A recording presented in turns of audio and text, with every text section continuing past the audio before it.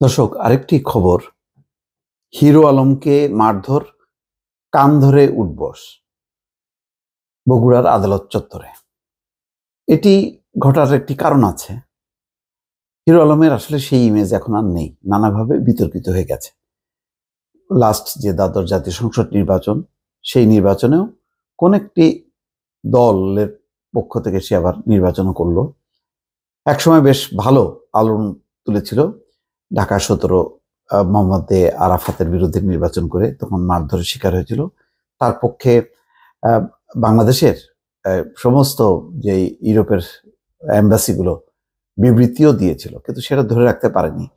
পরে এমন খাতির হলো ডিবি হারুনের সঙ্গে, তাকে গিফট দেওয়া, তারপরে আবার রুহুল কবির রিজভির বিরুদ্ধে মামলা করা, তাকে নাকি কটূক্তি করা হয়েছে। এসব কারণে ওই বিরোধী বা বিএনপির কাছে যে তার একটা ইয়ে ছিল, সমর্থন ছিল, অ্যান্টি গভর্নমেন্ট একটা ভাবমূর্তির কারণে, সেটা নষ্ট হয়ে গেছে।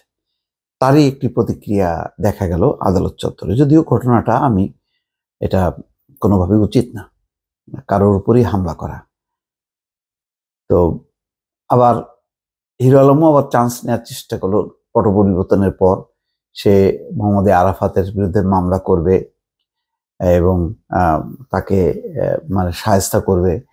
এবারে মিষ্টি খাওয়ালো দেখলাম, সেই সমস্ত করে খুব একটা যে হালে পানি পাইছে সেটাও কিন্তু না। এটা খুব আলোড়ন তৈরি হয়নি। মানুষ এগুলি একটা ফান বা উটকো একটা বিষয় হিসেবেই নিচ্ছে। যাক, এরই মধ্যে এই ঘটনাটা ঘটলো যে বগুড়ায় আদালত চত্বরে আলোচিত কন্টেন্ট ক্রিয়েটর আশরাফুল আলম ওরফে হিরো আলম হামলার শিকার হয়েছেন। এই সময় তাকে কান ধরে উঠবস করানো হয়।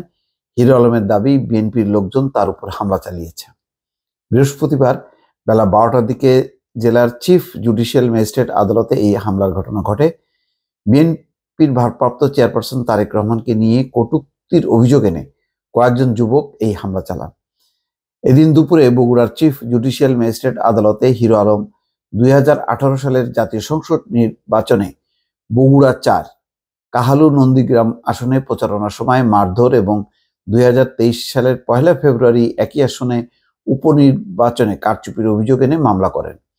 মামলায় ওবায়দুল কাদের বগুড়া 4 আসনের সাবেক এমপি, রেজাউল করিম তানসেন ও সাবেক প্রধান নির্বাচন কমিশনার কাজী হাবিবুল আওয়ালকে আসামি করা হয়। মামলা করে বের হওয়ার পর বেলা 12টার দিকে আদালত চত্বরে হিরো আলম সাংবাদিকদের সঙ্গে মামলার বিষয় নিয়ে কথা বলার সময় 5 থেকে 7 জন যুবক তারেক রহমানকে নিয়ে কটূক্তি করার অভিযোগ এনে অতর্কিতে হামলা চালায়। এই সময় তারা হিরো আলমকে বেধড়ক মারধর করে আদালত চত্বরের বাইরে সড়কে নিয়ে গিয়ে কান ধরে উঠবস করায়। মারধরের শিকার হওয়ার পর সাংবাদিকদের হিরো আলম বলেন, এক স্বৈরাচারের পতনের পর আরেক দল নিজেদের সন্ত্রাসী কার্যকলাপ শুরু করেছে। এটাই কি স্বাধীনতা?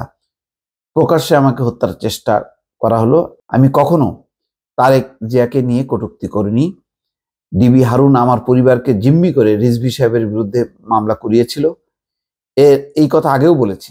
এরপরও আমাকে আদালতের মতো জায়গায় আপনাদের সামনে পেটানো হলো। যারা এই হামলা করেছে তাদের সবার ফুটেজ আছে, শনাক্ত করে এদের বিরুদ্ধেও ব্যবস্থা নেওয়া হবে। দায়ের করা মামলা প্রসঙ্গে হিরো আলম বলেন, বিগত 2018 সালে জাতীয় নির্বাচন ও 2023 সালের উপনির্বাচনে আমার উপর হামলা হয়েছে, আমার ভোট কারচুপি কথা হয়েছে। এসব অভিযোগে 39 জনের বিরুদ্ধে আদালতে মামলা করেছি। তবে তারেক রহমানকে নিয়ে কটূক্তির অভিযোগ অস্বীকার করে হামলাকারীদের শনাক্ত ও আইনের আশ্রয় নেওয়ার কথা জানান হিরো আলম। মানে কত দিকে এই করবে এখন সে? কাজী হাবিবুল আওয়াল, মোহাম্মদ আরাফাত, ওবায়দুল কাদের এদের বিরুদ্ধে মামলা করতেছে, তাতেও কিন্তু খুশি হয়নি বিএনপির নেতাকর্মীরা। ফলে তার উপর হামলা। কিন্তু নিঃসন্দেহে এই ধরনের ঘটনা অনভিপ্রেত, উচিত না। এই সমস্ত কার্যকলাপ থেকে নেতাকর্মীদেরকে বিরত রাখার জন্য বিএনপির একটা চেষ্টা থাকা উচিত, খুব জোরে সোরে। দর্শক, ভালো থাকবেন। আল্লাহ হাফেজ।